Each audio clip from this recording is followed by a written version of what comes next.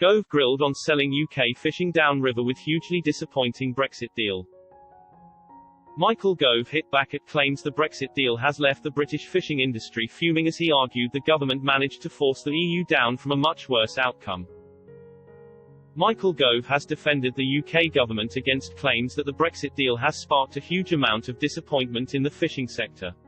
Under the terms of the deal, EU fishing fleets will have their access to UK waters reduced by 25% gradually over a transition period of 5.5 years.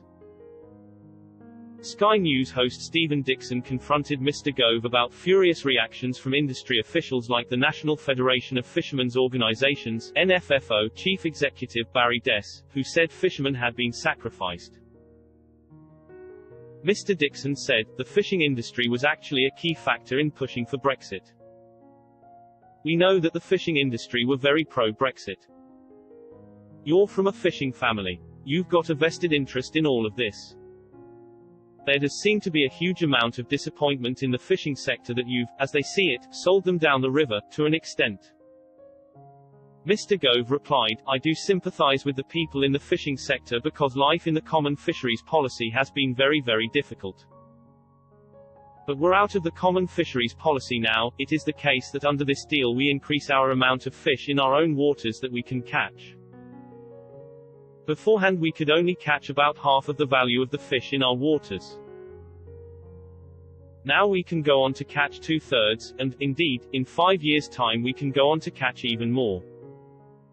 He continued, "So, of course, we would have liked to have been in a position where it was only 3 years before we could exercise those additional rights. The EU were originally saying it would have to be 14 years. So we got him down from 14 to 5.5. At the end of those 5.5 years, we'll have total control. After the 5.5-year transition period, quotas will be decided by annual negotiations. The deal will increase British fishermen's share of fishing rights in UK waters from about a half to 2/3. EU ambassadors are due to meet in Brussels to discuss the agreement. In Westminster, the UK government will tell businesses to make final preparations before the transition period ends.